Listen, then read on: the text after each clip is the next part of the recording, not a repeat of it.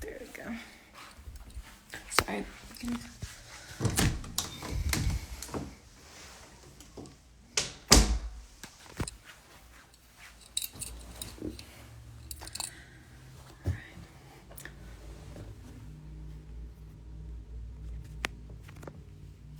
Hi everyone, thank you for joining.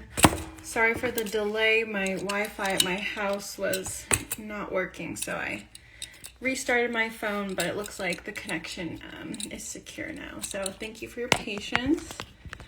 Let me just get set up here on my tripod. Okay.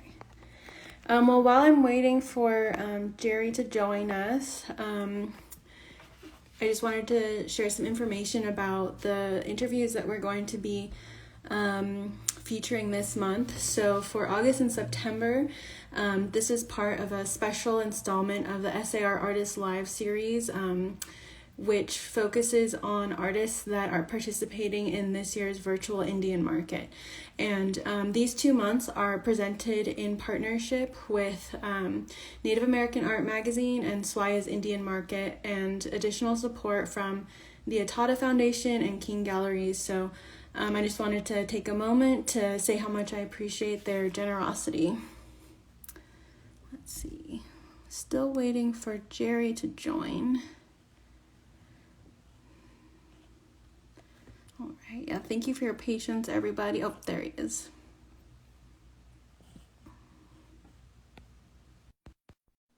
All right, and next week we have Oneida painter Dawn Dark Mountain on Monday at 6 p.m. So I hope you can join us for that interview as well. You can find the full lineup of our artists that we'll be featuring either on our Instagram, our Facebook, or our website. So be sure to check those out to see who else we'll be interviewing this month and next month. It looks like Gerry is connecting, so should be able to start any moment now.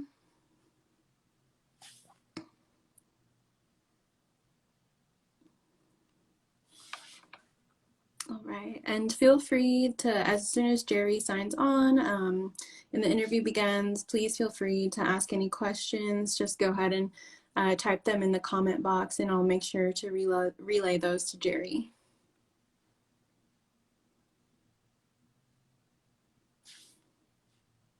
Oh, let's see. It says he's unable to join. Let's try again.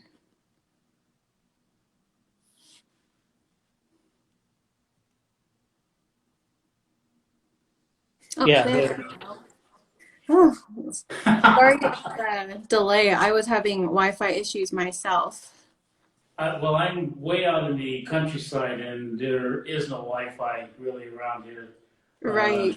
So we're Well, having fun with that. your video looks really clear, so that's good. Good. I'm actually just using the phone to do this with. Oh, that's nice.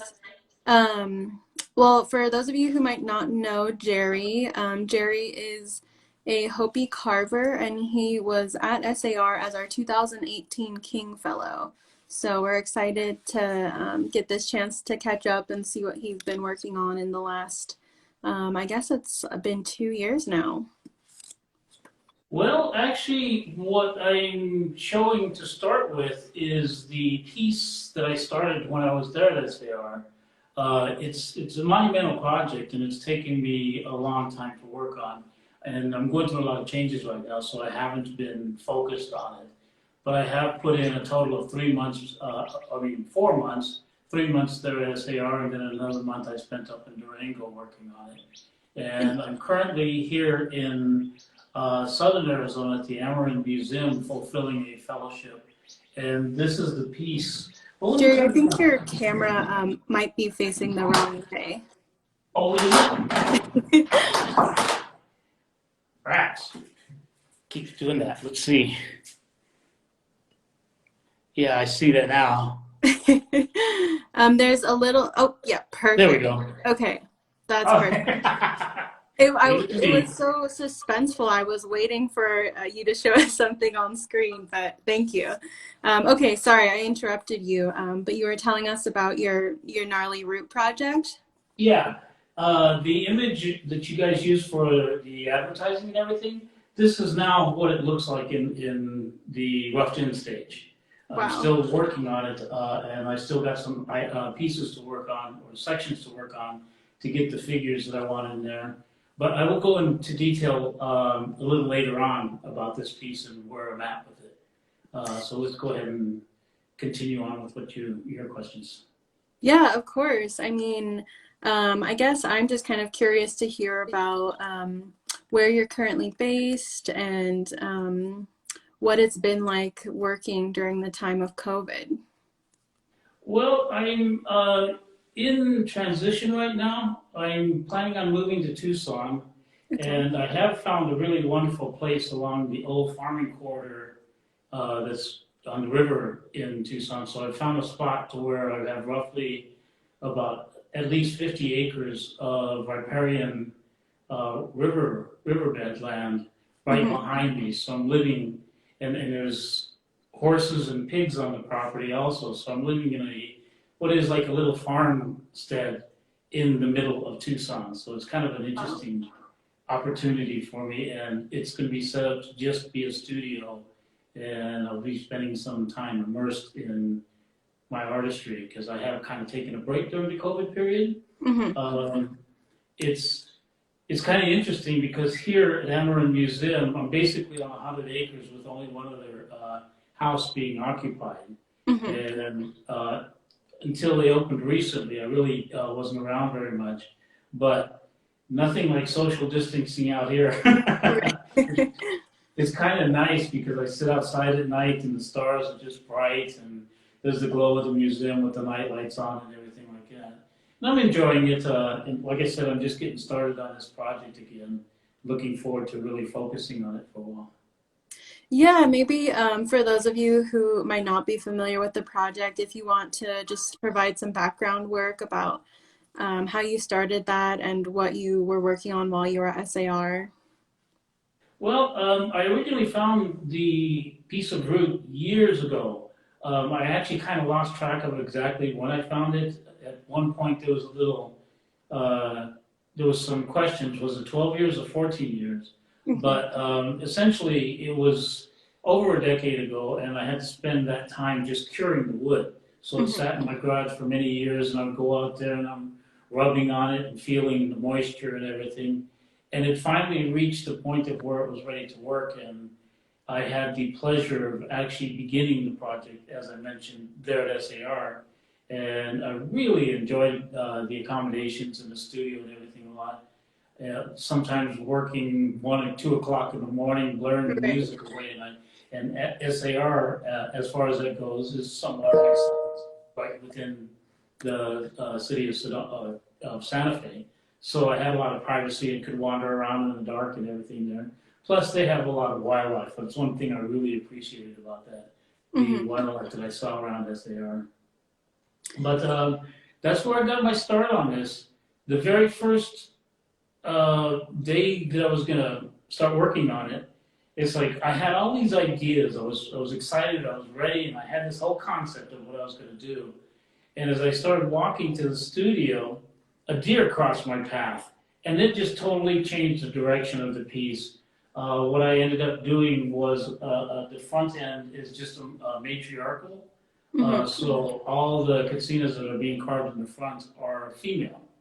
And Okay. then the backside is more the men and their responsibilities to the culture. So we have like Hmm. a coal gatherer, wood gatherer, a man weaving baskets, and things like that. But throughout the process, what ended up happening is whatever was going on at the moment kind of got carved into this piece. Whatever sort of anomaly I experienced and things like that. And on the backside, there is a spot where I had carved a priest, and there was a bulb kind of up above, and I didn't know what to do with that bulb. Hmm. And I was up in Durango at the time when a comet came through, and it made sense to me. It's like, okay, I've got the priest in this little alcove site. Why not have the comet coming down above him? Wow. So there's a lot of timepieces incorporated in this, and there's one secret in here that I will share more towards the end when I give detailed shots of this piece. Okay, great. And someone already had a question here, and I think this is the perfect spot to ask. Let me just scroll back. So Amy wants to know, does the wood tell you what to carve? It really has, between my experiences I'm feeling daily and coming in and working on it. There are times when, for example, there is one spot that's going to be changed because I was having some conflict with it. It wasn't working right, and that's right here in this section here. I just couldn't quite figure out the complement to this particular figure. And as I was working on other pieces, one day, as well as I couldn't figure out what I wanted to do here. And one day I was working on something else and I glanced over and I realized that was not supposed to be there. So eventually this is going to be coming off because this is to represent an arm of a katsina. And if you notice, there's a rock right there. Right. That is to symbolize the burdens that in our prayers we pray for the burdens people have in life. So that's going to symbolize a major part of what we concern ourselves with. Beautiful. Yeah, and for those who are asking for detail shots, I believe in a few moments Gerry will do a little bit of a tour of his studio and provide some closer shots of the piece. Yeah. We have another question. Has the piece changed shapes or direction as you've worked on it? One section did. This up here was just a massive piece of root coming up. And to balance the whole thing out, I realized that I needed to separate it. And on the top part here, what I wanted to do was some of the more important figures within our repertoire. So I went ahead and cut down into it like this, so that this could be the grandmother, which is one of the most important figures within our katsinas. And then this is a crow mother. They both play important roles, and then the Satlako on the other side here. So this section did get altered a little bit to bring more effect and balance the piece out. Mm-hmm. And before we get into the studio tour and the close-ups, I would love to hear about your experience participating in the Virtual Indian Market this year. It's been going pretty good. My website is showing a lot of attention, and I sold one piece so far. But yeah, it was a good sized piece, and I was really happy about that, and quite surprised actually. I didn't know what to expect, or maybe I just didn't have any expectations. But as I continued to watch my website, and there's been some inquiries and stuff like that, I realized that it's the SWAIA website is getting a lot of attention, and I hope the artists are doing well. Great. I've heard some artists are doing releases throughout the month since it's a month long instead of a weekend. Are you planning on doing anything like that as well? Yeah, I'm preparing to do a video to broadcast to my collector base, my email database, sharing with them what's going on both there and here, and then I'll start focusing more on doing some social media marketing. Great. And for those who might not know, what is your website so that they could check out your art? Well, the easiest way to remember is I'm Hopi and I'm a Kachina carver, and I have the domain kachinacarver.com, and that forwards to my regular site, which is Quotskuyva.com, my first name, initial, and my last name. Great. And then you can also, of course, go to the SWAIA e-commerce site and go to Gerry's page for that information. Exactly. Great. Well, if you are ready, I would love to take a look at your workspace and see what you've been working on, and maybe you could share a little bit about what's been inspiring you. Okay. First off, as I mentioned, I'm in a residency here in Amaranth, and I wanted to share with you a little about the location and everything. This unit is actually, this house is actually, I believe it was the servants' quarters. There's 4 bedrooms in the house, and they all have exterior exits. And then there's a common area. That door that you see right there, the metal door, goes into an enclosed porch. And to the right of that door is an entrance into what I feel are the common area rooms, the living room, the kitchen, the dining room, and a laundry room. But each room is kind of set up like this, and they have a Jack and Jill bathroom. I won't show you the toilet, but they have a Jack and Jill bathroom between each set of rooms. And then this is another separate bedroom, and it also is where the porch is, and you can see well, normally would be the double doors going into the dining room area. So it's kind of an interesting setup and provides a lot of possibilities as far as how you set up the room. These are examples of the Katsina dolls that I carved. When I first started carving, I gained a lot of recognition for a unique direction that I was doing, and as you can see, they kind of don't look like what you normally see when you're looking at the dolls in the galleries and everything. It led to a lot of success for me, and I've been completely independent of galleries. But some of the things that I did when I started carving is I studied the other carvings and decided that I wanted to create a unique style that was something that would put more out in the center of a room instead of on a shelf. Mm-hmm. And I came up with realizing that the sculpture style was, at the time, the head of the Katsina figurine with just random designs on the raw wood down below. And the full figure style was more like what the Katsina looked like during ceremony when they were dancing, with all the proper regalia and clothes and everything on there. So I decided to kind of fuse the two, having no body in the piece, but putting all the clothing down and everything. And because it was a contemporary direction, that allowed me a little leeway to do some contemporary injections. And some of the things I did, as you can see here, they come up on the bottom. That's a uniform part of the design. And then that was to symbolize the becoming of the cloud being, or the spiritual being in this case. And then I used the face and the shoulders, the hand, the knee, and the foot to give you that impression that there was a body within the piece. And then I always left the cape open on one side for releasing of that spirit or heart within. Mm-hmm. And this all came about from a dream that I had that resulted in a piece that created the foundation for this. And I'll share that with you a little further on here. But in this case, it's been a very popular style for me, and I currently am reinventing the style a little bit in that I am now putting legs in this area here for some of the Katsinas that I wouldn't do because they didn't have the kilt on. Mm-hmm. And it's becoming quite an interesting experience there. But this is the primary thing that I focus on as an artist. But then also up here, did you even see the dolls when I was showing them? Yes, we could see them. Okay.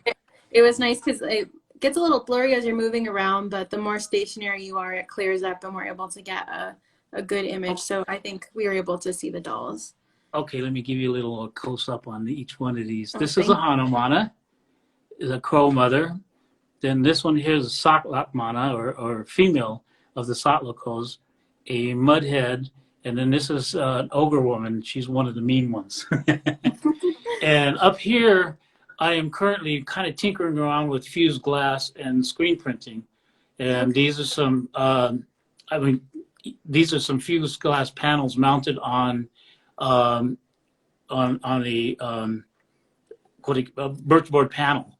And what I wanted to do was, this series is about bringing the symbols off of the rocks into the modern world with the fused glass. So it's been kind of an interesting experiment, but it's a precursor to some things that I want to do. Those two were part of a first batch, and then this one I got more into incorporating some color in the background to kind of represent water and the flowing of water. And then I did this one just as a solid background. I was going to put some petroglyphs behind it, but then I just decided to go ahead and leave it that way. And it's been kind of a fun experience. I showed them only once, and that was at the Santa Fe Indian Market, and was invited by a museum to exhibit them in their museum. So there's some possibilities there. Mm-hmm. And then they also did show at the exhibit I did here at the Amarant last year. This is a 5-foot by 40-inch painting. So I work in acrylics also. And originally when I became an artist, I was focusing primarily on carving, but then I started doing some paintings, and it was kind of interesting what happened, because as I pursued the paintings, the techniques I was learning started getting applied to the carvings. And I actually do a series of paintings now that are a combination of carvings within the paintings. I create little portals or doorways on there. And here's another example. Let's see if we can get that without the reflection on there of some of the glass work. So I'm having fun with that. And then I happened to find this in the box the other day. So I pulled it out. Now this piece up here, this is a corn maiden. And this was actually the piece that created the whole concept of my sculpture style. What happened is I had a dream one night, and and it was about the katsinas flying from the corn and the husks turning into their robes, sort of flailing over the corn. So although this is not the traditional presentation of the corn maiden, where it's the corn is the other way, it really was a strong foundation in where I was going. And then this one here was one of the first $5 I carved. I was really experimenting at the time. And I did a series of busts that were clowns because they are allowed to interject their personalities into the skits that they're doing and everything. So this was my way of saying, hey, I'm human too. Right. And I also did a few pieces that were what I call the Big Diaper series. And my mother doesn't like this story, but I went to stay with her one time and I got food poisoning twice. And that was kind of my way of letting that energy out. I carved these dolls that were in the bellyache style, and they were sitting on their knees, and the only thing they had on was a big diaper. I'm going to give you a little example of some of the tools that I use. Like everybody, I have the acrylics and the brushes and everything, but one of the things that I started doing that kind of made me stand out a little bit was the use of a wood burner, and I have tips like this that I use to burn designs in or the hair in. My practice at the time was that I wouldn't wood burn on any part that was considered the body of the figure, but I would work on like the kilts and the belts and everything like that, as well as the hair.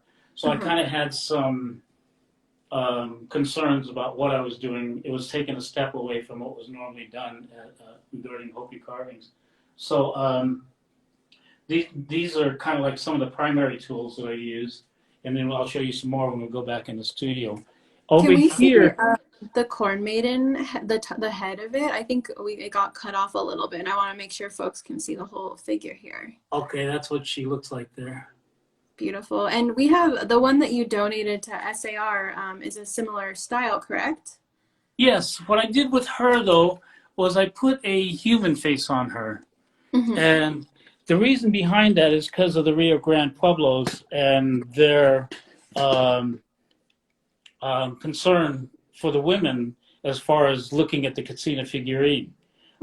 So I decided that I would do that to respect A, where I was at, and B, the possibility that it could be shared with other people. So here's some examples of bronzes that I do. And in the bronzes, I've been working more towards addressing personal opinions and everything. This was the last piece I did, and it's really kind of interesting because I went outside to do this piece, and I had an idea of what I wanted to do, but it fought me. And when I finished with the piece, there's a whole story that came about from it. But the thing that puzzled me was this space here, the negative space.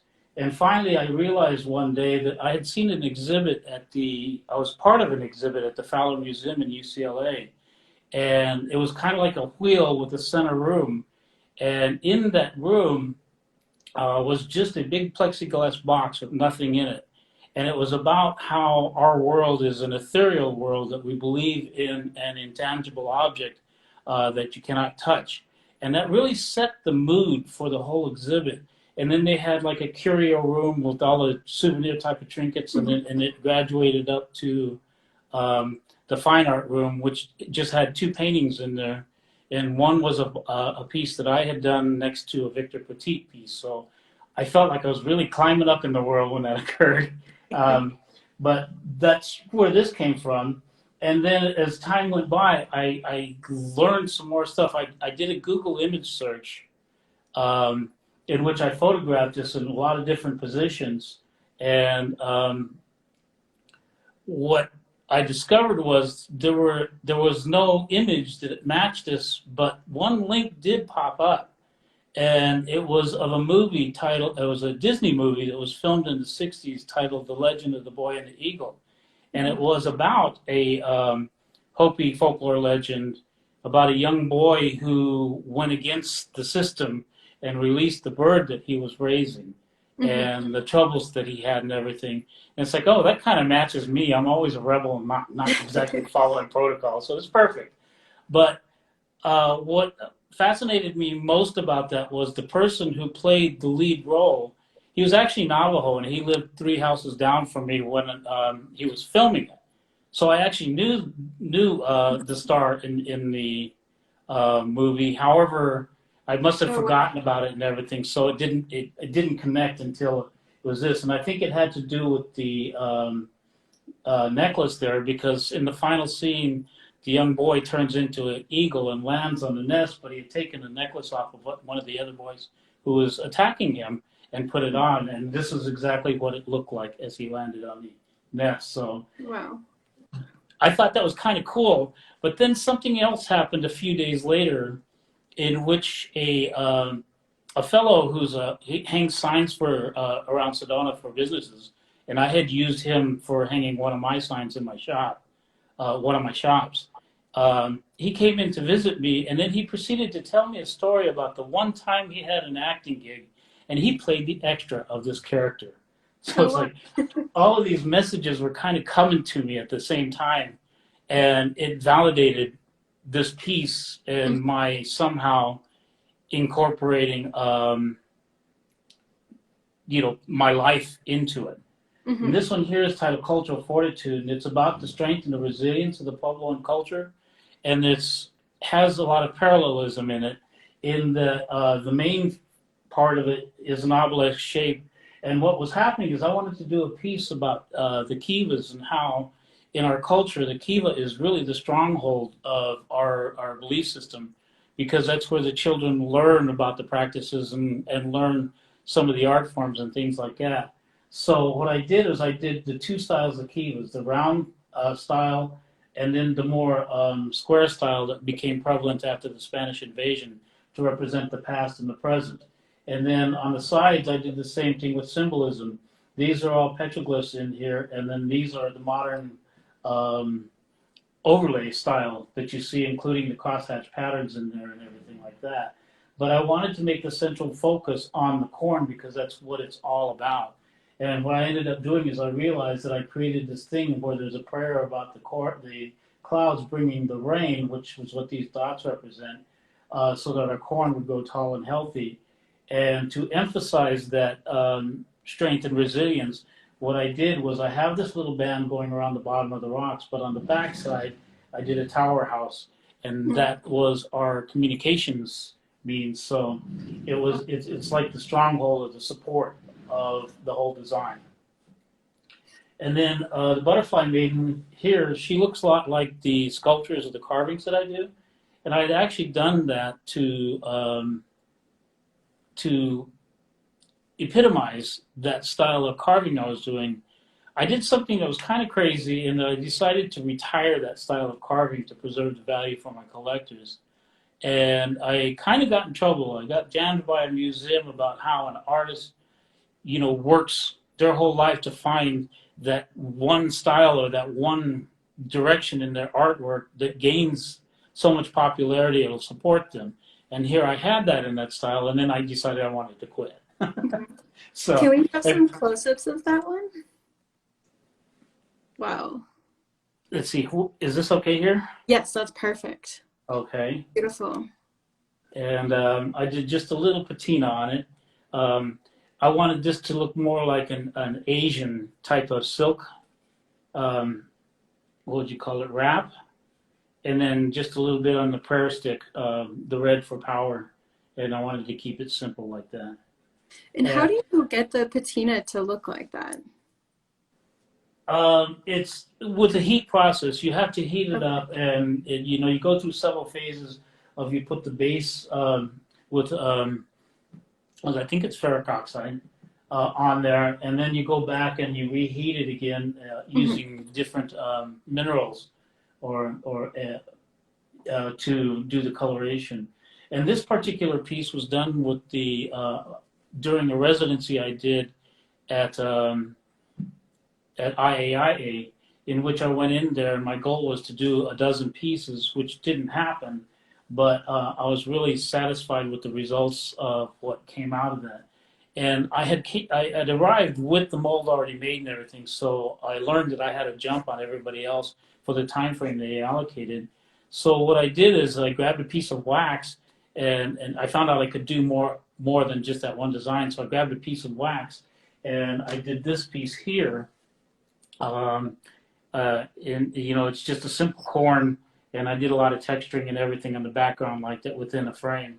And I still had extra time, so I decided to try something that was kind of fun, and that is this here. This is a bronze bracelet. And I used a little symbolism that was common to what you see around New Mexico and everything. But I did these two wings opposite of each other like that to symbolize the wings on the crow mother. But it also, in the opposite like that, it represents clasped hands, which is friendship. So it was a wonderful experience there at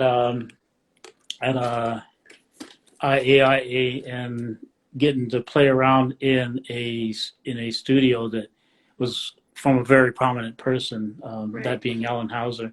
Okay, so let's go back into the other room. Oh, before you head that way, we have a request for a zoom on the Kiva tower. Okay. Let's start up here. Amazing. It's beautiful. I'm quite happy with what came out. I had the idea, and it took me a long time to really do it, because it was the second bronze I did. So I was still trying to build some confidence and everything in it. And as you can see, like on the back, I have the keyhole type of opening and everything like that. And then this backside here, I used clay, and that was the first time I'd ever used clay, because I always carve my pieces out of wood. And I was able to get the texture on there using real stiff brushes and just beating it up and then going back and smoothing it out and everything like that. That's amazing. And is it just your bronzes that you put on these swivel bases, or do you do that with your wooden carvings as well? Well, I'm known to do some really different and unique carvings.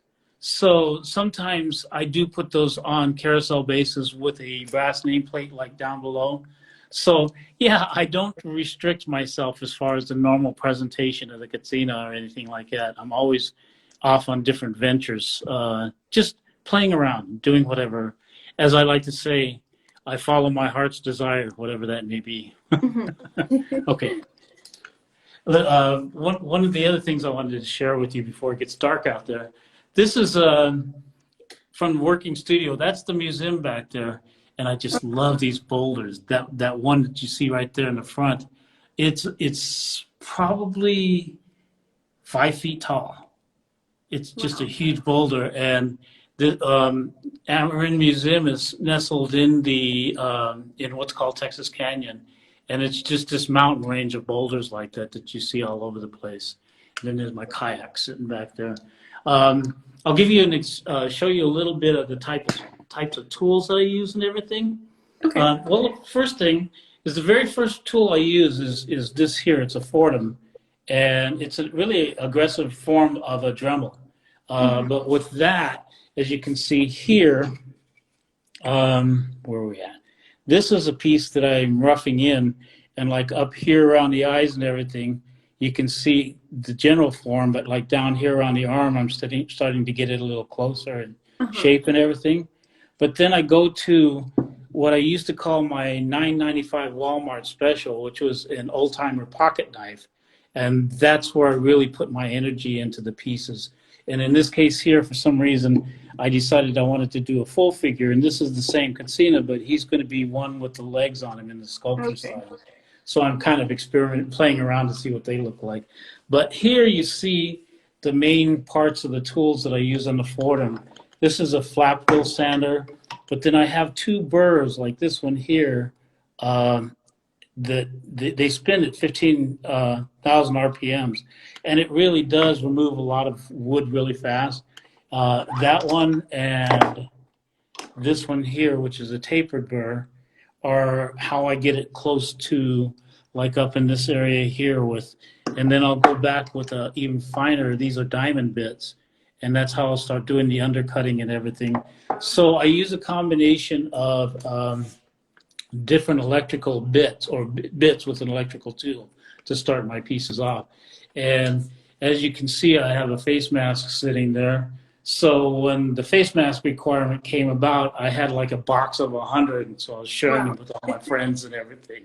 Now to the close-ups of this piece here.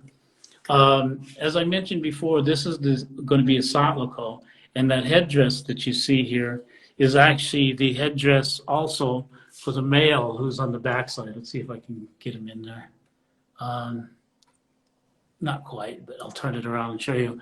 And then this one's going to be the Haha'i, and here's the Crow Mother, and she's looking down. Where's she at? Down here. She's looking kind of downwards. So I've got a lot of carving to do on it and everything. And like here, I decided that this piece of wood, it would be perfect for having an ear of corn, but instead of tassels, having a prayer bundle of eagle feathers coming out. And as you can see going down here, there's just going to be a series of Katsina dolls everywhere. And here's a piece that I did. Kevin Poirier kind of influenced me on this one when he did that buffalo conch belt with all the women. Right. I realized, okay, I'm doing all the female Katsinas. Maybe I need to also acknowledge the women who really work hard during the ceremonies also. So I decided to include that one there, and I have a grandmother, a mother, and a daughter figure there. And again, some more of the detail. And I'm starting to work on more of the undercutting and everything in this area. And I think right now there's 32 different Katsinas that are sculpted into this piece. Let me turn it around, and I'll give you an idea of what the men look like back here. This piece was extremely heavy when we found it. It took two guys to carry it out of the river. But it's been well worth it. Now on this side, it might be a little harder to get to, but you can see the figures there. And right here down on the very bottom is a man who's weaving. So that's one of the responsibilities of the men. And then here I have what's going to be a little wagon right there. And then I have on one side a man who's throwing coal, so he's gathering coal from the mines. And then this guy here is a wood gatherer. So these are things that are still happening in modern times. The men still go out and do that. And it used to be they did it for the whole village. But these days they ask that the younger generation not take as much and leave it for the elders, so that they can continue taking care of the elders. And then this is the piece that I was talking about earlier, where I have a priest down on the very bottom, and he's smoking his pipe, and I'm going to be carving that out more too, where it'll have. But above him, here's a star Katsina, which is one of the important figurines, coming down and kind of turning them back to face us. So, and that came about when I was up in Durango, and that comet was coming through. So it's like sometimes my questions get answered, not directly by me figuring it out, but what's going on in nature. So I'm really excited about this piece, and I figure it's going to take me probably another, I would say, 8 to 12 months to finish it up. Okay. And do you know where it's going to be going after that? Or do you have, where you'd like to see it end up?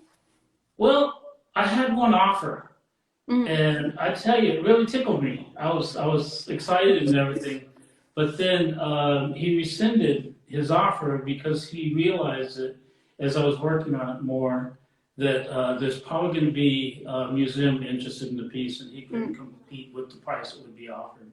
Mm-hmm. So Wow, yeah, it's I'm moving incredible. it up in the air right now. For those of you who did not see the piece of wood before Gerry started carving it, go to our Instagram, and as he said, it's the picture that we've been using to promote this talk. So it's an amazing transformation. You can also go to my blog, and I do have 3 or 4 blogs on there under what's titled an Gnarly Root Project, and it shows it in different phases as I was working on it. Wow. And if you have any questions, please feel free to type them in the comment box. We're getting kind of close to the end here, but if anyone has any questions, I'll be sure to get those to Gerry. Let's see, we're getting lots of heart eye emojis and clapping hands, and everyone, their amazing piece, stunning. So just lots of really great comments about your work here. Well, I'm really putting my heart into this piece, and I find it kind of interesting that it has been on residencies that the work seems to be getting done on this. So I feel like I need to run away from home more often.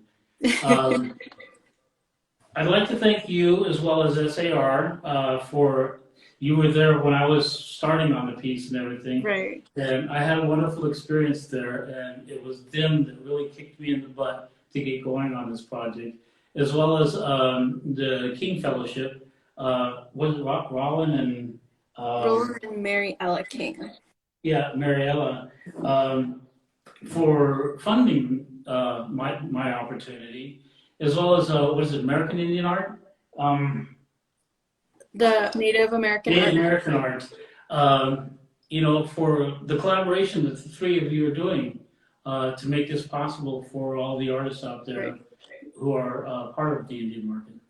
Yeah, did you get to see the magazine that was released this month that has the incredible spread with pictures of all of the artists that are being featured? I felt like the poster child. 2 pieces. Yeah, no, it's amazing. This partnership is really amazing. So I'm really grateful as well. Yeah. We have one more question here.